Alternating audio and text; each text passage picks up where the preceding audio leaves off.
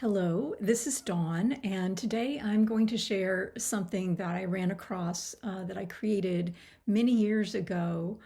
I just felt inspired to do that for a couple of reasons. First, on my calendar today, I write a word every day on my calendar, and sometimes I do it in advance, sometimes I wait until that morning. And for some reason, I had chosen today, April the 17th, and I'd written something to the effect of, oh shoot, what was it like? It was a break. The word breakthrough was huge that I'd written on there, and then I cannot remember. But anyway, so breakthrough number one. So hold that thought. And then the second thing is, I wrote a poem a couple of days ago, and I just wanted, for my own purposes, to fix it in my mind. When was that I was mentioning or referencing the time when I really committed to my own healing path, and I mean healing everything in me that was weighing me down, literally, and also, I mean, physically, and also emotionally, well, in all ways, physically, emotionally, mentally, spiritually, and certainly in terms of my ability to believe fully in myself. So that was I thought it was 2012 when I was writing the poem, so I searched my computer and I hit on this like gold mine of content that I had created back then. I had my company was called Creative Revolutions Incorporated, but in early 2010 was when I doubt any of you here know about this, but I I interviewed 20 women who had spiritual businesses, and I started something that I called the Pain to Purpose Transformation Circle, which was hosted on some platform. Oh, Ning, that's what it was called. Ning, the Ning platform. I had the Pain to Purpose Transformation Circle, and I started what I called the Make Your Healing Matter movement. Didn't quite have the staying power I would have liked. And then I also was working with clients, and I had a particular approach to spiritual business at that point. Remember, it's 2010 when this was happening.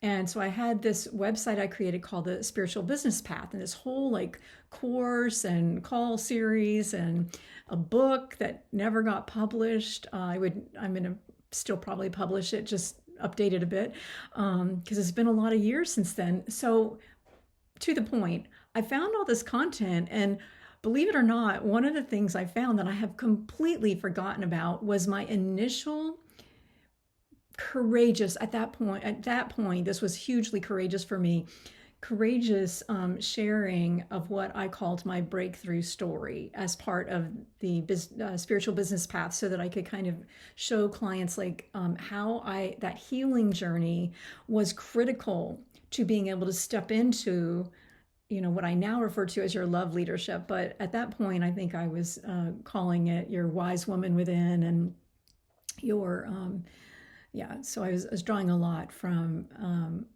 native traditions in the spiritual business path. But so when I ran across this, I was like, wow, I did this. Like, I did that in 2010. I completely forgotten. And I wanted to share it because it's really a follow on from my last video. A little more broad, this one, and will apply to most people watching, because all of us have gone through something in our lives where we have felt, struggled with self-confidence, self-worth, felt like we don't have any gifts, or we didn't know how to share them, or we didn't know how to get to them. We didn't know what to do, essentially.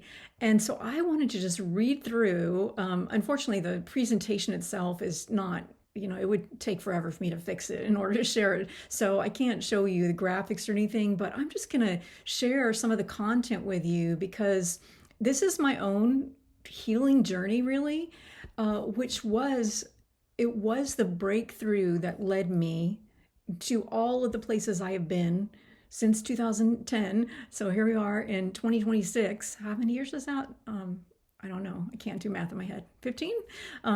Anyway, I'm not even gonna, that's probably wrong. But let me share this with you. And as I'm sharing it, I want you to think not so much about, business. I don't even do business coaching at all. I haven't since 2012, but what I'd like for you to think about more so is your life, and how can you take any pain that you've experienced in your life, and how can you, release the pain, acknowledge, honor the journey. Look at my last video for those steps. Release the pain and then pivot from pain to purpose, and make your healing matter. And then find your whole new way forward, whatever that looks like in your life and in your life's work. So without further ado, here is my breakthrough story. Okay, breakthrough. How I used my pain as a pivot point to connect with the three streams of art, healing, and faith to find my spiritual business path. But again, it will support you in that radiant expansion in your life and your life's work. So before the crisis, so if you will follow these steps in your own journaling, you'll be able to, kind of create your own breakthrough story. So what happened before the breakdown? What did your life look like? So before my breakdown, I had a dream job, or what was to me a dream job. I had a new start. I had moved with my young son, he was 2, and had left everything behind in Kentucky to move to Atlanta for a job opportunity, just a way to create some stability and independence, I thought. So before my breakdown, the crisis, I had a dream job, a new start in a new state, new opportunities, of wonderful times with my son, although I hated taking him to daycare and it was difficult. But when I did have all the time I did have with him, I treasured. And I hope he has fond memories of that. I don't think he has any memories of it, but anyway, and I had a lot of joy. I was looking forward. I was happy to be near to some family members, and I felt, that I was living my purpose. So I just turned 30. I was healing from a divorce, and I was also focused, as I mentioned, on my son. So I was in this new city. Everything was far from perfect, but I felt blessed and held in grace, moving toward new hope. Then the next thing you want to do after you've painted the picture of before your breakdown is you want to get real about what happened. So what happened to me? There was a loss of a career that I had considered a calling, and it was really, my identity was very much invested in that for reasons beyond the fact that I felt it was a calling professionally or spiritually even. It was, for me, very vast. And I would, if I were to go into the detail, I would tell the story differently. And many of you might have heard me do that if you've followed other work that I've done in more recent years. So what happened? Loss of career that I considered a calling, betrayed by the person at that point that I trusted the most. I was shut off from support, from friendship, from money, from revenue streams, from opportunity. And I was also rejected, shockingly to me anyway, by my faith community, which was the sole remaining support that I had for myself and my son. So again, I had a deep passion for this is important too when you're doing this for yourself. Ask yourself, once you identify those key points of what actually happened, identify why it mattered so much that what happened did happen to you at the time that it happened, because we have to go back to that point of the breakdown. So for me, I had a deep passion, again, for the work that I was doing, and there were many beautiful moments that unfolded for me in my point in my journey in the course of my work. And then, I kind of mentioned what happened. I'm going to skip some of this just for the sake of time, but you want to go ahead and in your own journaling process, go fairly deep with, with the people, the places, the things, what shifted, what foundations shook in your own life, and stay rooted in your own experience. Because like in my case, people told me that shouldn't matter, just, go get another job or whatever. But and also I would invite you to, if there's one of those that stands out as something that just crushed you. So like for me, there were all the loss of the person and the opportunity, the professional network, the calling. But the thing that shattered me was actually the last thing that happened, which was being asked to leave my faith community, my church. And because for me, I have a deep soul love for the roots of Christianity, of the Christian tradition, and part of why I am here in this life. Like, I know now, I wouldn't have known this when I was doing this in 2010, but was very connected with what I had hoped to achieve through my own devotion to, again, that calling, but not just professionally, the deep soul level assignment, really, that I felt I had. So you need to go ahead and honor whatever your experience is, because nobody understood that. Nobody understood why it shattered me to the degree that it did, because I knew it was like all crazy nonsense, hoo-ha, but it did. So this part is all about really going deep about what happened, and then how it affected you and why, and which pieces of that, which threads were the most damaging or devastating, or caused the greatest unraveling. The next part is to really look at what you experienced. So this is an even deeper dive into the effects in your life. So in my case, unfortunately, I had a period of really deep, severe depression. I mean, I stopped talking. I stopped taking care of myself. I barely could function. I had suicidal thoughts, which I thought would never happen again, but I did. And I had an acute spiritual crisis. And this then spiraled into, in the next year, an experience that led to a diagnosis of bipolar disorder. And it is absolutely true that I was experiencing mania and rapid cycling. In my own story, I have a different perspective on that now. I think essentially what happened is I had just a moment of being shocked, fully awake spiritually, but not being able to cope with that because of all this loss and my love for my child, and not knowing. I just bought a house also before all this happened. And so I couldn't hold it together, And so anyway, you want to look at, that's what I experienced. And then I detail that here. I'm not going to read all that because that's not important. But I will say that at times, what the ultimate end of all of this was that I felt I did not belong on this planet, that I had not only been X'd out of all things I loved, but that I was beyond a capacity to come back from it. And I wasn't going to self-exit because that was just something I could not do. And my son, who I loved so much, I was devoted to caring for him to the best of my ability and getting support where I needed that, and coming back. But I honestly deeply felt I didn't belong on the planet. So that was the ultimate for me, where this led me. So you want to think about what you experienced, all the facets of that. So again, for me, there's this mental health crisis portion. There was the grief and loss of the people and the betrayal, processing that.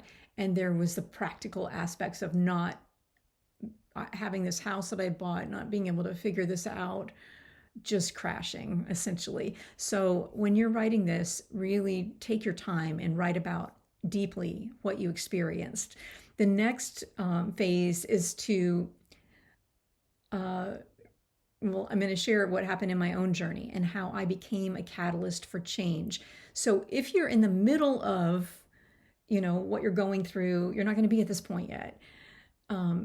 But if there's something that you've already lived through, a breakdown to a breakthrough, then really look at how did you become a catalyst for change in your own life and for those around you. So for me, I became a catalyst of change because I connected into my soul's, what I now call my soul's truth and radiance, my star power, but really my soul's deepest core essence, which is a heart for restoration in me, for, the earth, nature, for humanity, and for all things, to rise into that realm of radiance again. That's what I call it now. So the way that I became a catalyst for change was to connect to that heart for restoration within me, even though I didn't know how to restore my own life. I just would connect to that and anchor it every day and believe it without fail, even when it seemed ridiculous to do so, because everything was, absolutely going to hell. But I wanted to be true to who I was. That's the key. So, and that's how you can become a catalyst for change. So in my case, I began by connecting into and anchoring into that core soul essence, that value that I held. I was able to tap this inner voice, within me that I had lost for a time anyway, and to kind of gather up that voice for truth and to listen for the sounds of my soul and what the highest aspect of me would believe and present to me as a gift. And I also took a lot of time to reconnect to source, to God, to the life that has always held me and which I wanted to trust again. I think I'll go on to the next part. So and then what you want to do once you identify, and if you don't know yet, then identify what you think might be within you, the highest virtue or value that you want to embody or express. And if you have, you want to take that catalyst for change and, the aspects, your own, what that looked like. So for me, it was all about reclaiming, at least within the silence and the spaces that I had, that voice of truth that was within me, and to tune to that more so than the outer voices and the voice in my head, which was not helping me at all at that point, or my broken heart, which also was, in my case, so fractured that I could hardly even feel. But as I began to listen to the voice, for me, what happened was I tapped into 3 streams of my soul. Now, it doesn't have to be 3, and it could be 1, and your streams of soul could look very different than mine. My 3 streams of soul that began to emerge as I connected faithfully and anchored in that restoration were art, healing, and faith. Art, using that term broadly, creative expression. And so for me, that included journaling, painting, digital design at that point, books that I began to work on, and I'm a writer, and so that was natural for me. And then time with nature and nature journaling, observation in nature, which was creative in its own way, and pottery at that point as well. So I turned to art and writing for self-expression. So that was the first. The first stream of my soul was art. The second was healing. I made a choice to seek out healing in various ways, and I revisited positive healers from the past. One of the things also, I didn't go into this, but that happened with that series of losses at the tail end, I had my I usually refer to him as my greatest mentor in this life to date. But he was a counselor and a natural, healer in his own right, and very wise soul. And he passed away right after all of these things happened in my life, and unexpectedly young. He had a very unexpected illness and passed away quite quickly. And so I was devastated by that. So to embrace this stream of healing was very difficult. But again, I sought out healing pathways, and I revisited positive healers from my past. And I also, by the way, the crisis, the breakdown to breakthrough I'm referencing here in 2010 happened in 1996 to 1999 is when he passed away. And so that period, those 3 years were the breakdown. And then here I am in 2010 kind of processing that, and here I am in 2026 sharing it with you. So the other thing I did is I began to work with my what I then called my spiritual counsel. I now call it my life counsel, and I'll save the rest for the book. There's a whole book on that I've not published yet, but I will. And I had this intention to be healed and to always connect to that highest aspect of me, deepest, truest aspect of me. Also, not just my higher self, but also my soul self, my whole self. And so my spiritual counsel it's essentially an invisible council board of advisors, and this basic principle was made popular by, is it Napoleon Hill? I think so. Don't quote me on that, because it's been a long time since anyway, I kind of adapted his methodology. And at some point, check my website, I'll publish the book. It'll probably be called, I'll probably refer to it as your life counsel. So this path of healing was the second pathway. First path was art and creative expression, then the path of healing. And I'm going to skip my deeper explanation of that, but you really want to explore your pathways. The third was, for me, this third stream of my soul was the stream of faith. And so what I wrote down was I began to meditate daily on faith, hope, and love, and to try to embody these qualities. I was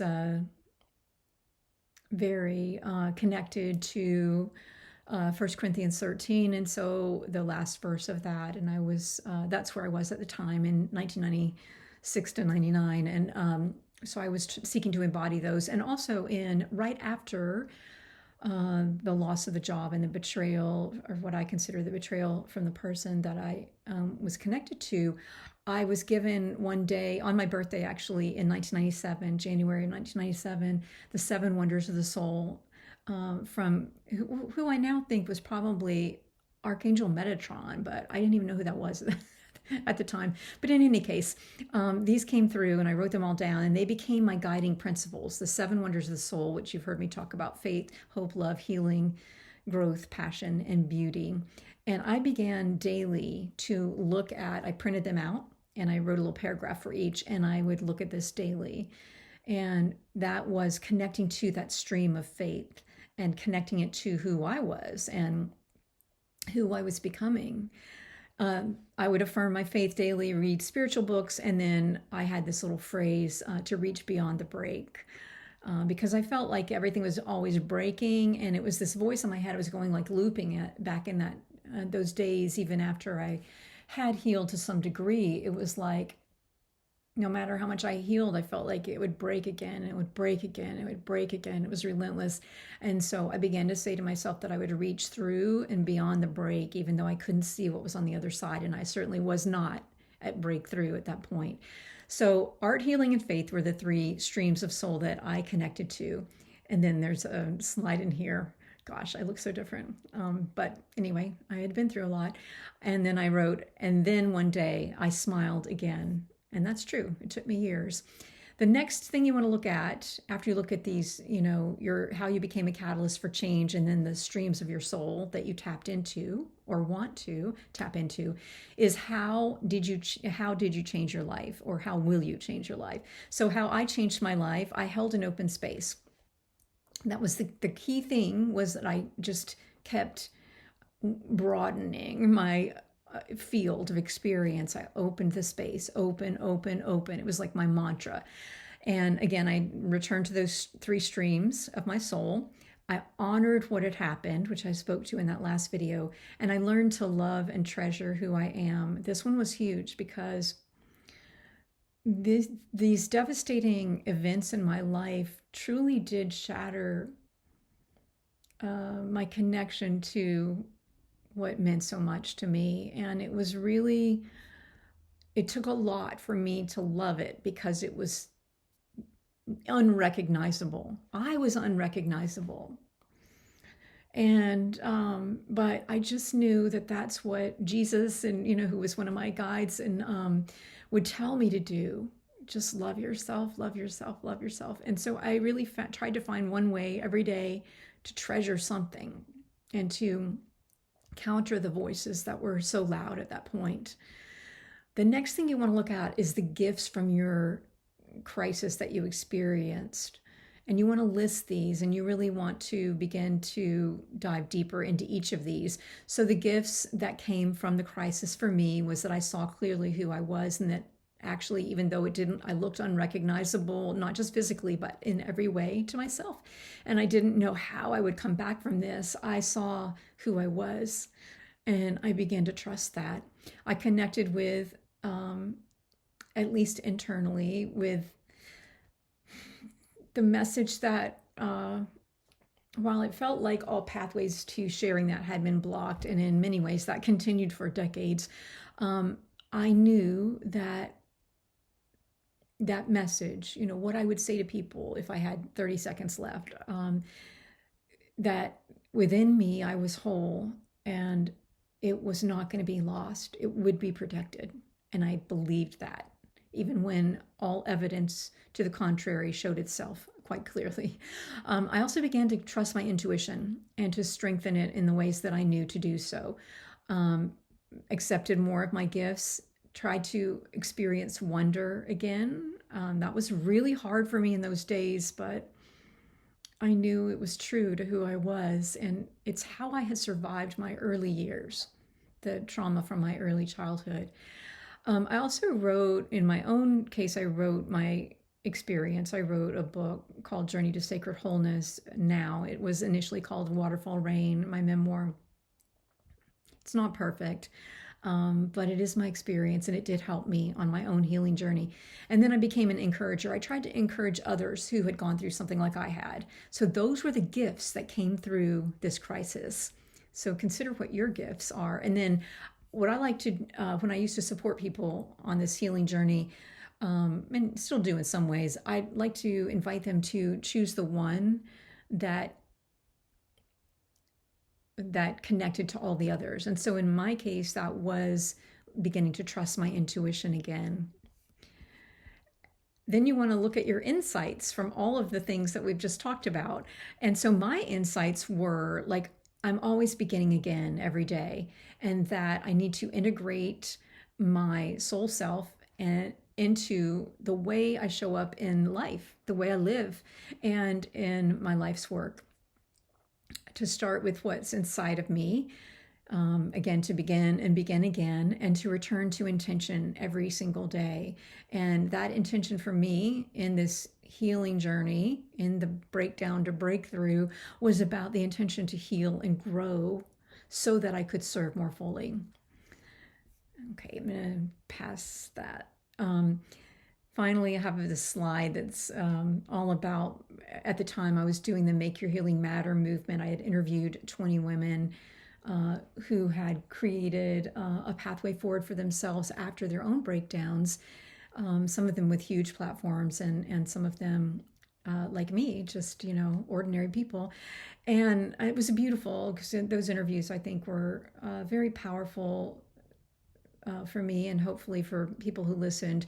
But the Make Your Healing Matter movement was all about pivoting from pain to purpose. And so what I have is a slide that says transformation. There's butterflies flying everywhere.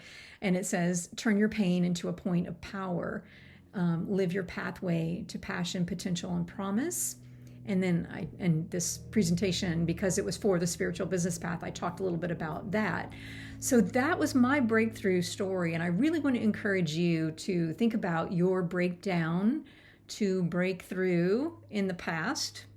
And I can look at, now, I could probably look at 10 different. That was just one, that period of 1996 to 99. That was a huge one for me. And so that's why I chose that one. But I could certainly look at my childhood and find different ways that I tapped into my soul, my soul's truth and radiance, and and other gifts that came forward. For example, when I was a child, one quick example of that. So my childhood trauma, the only way I survived in one period of that, the most intense period, was literally, I was, being abused and literally locked up at times. And I would just, when I had the chance, I would save my strength so that when I had the chance to go outside into the light, I would run and I would let the wind hold me. It was this sort of experience that I just was very elemental and very raw and wild in a way, but free and true. And I did not allow anybody to take that from me, no matter how long I had to wait for that moment. And so that was something that built a strength and resilience in me. And that was the gift that came from that breakthrough. That you break down to breakthrough. So you can use this process with all different kinds of experiences that you have gone through in your life. So many blessings, much love. See you later.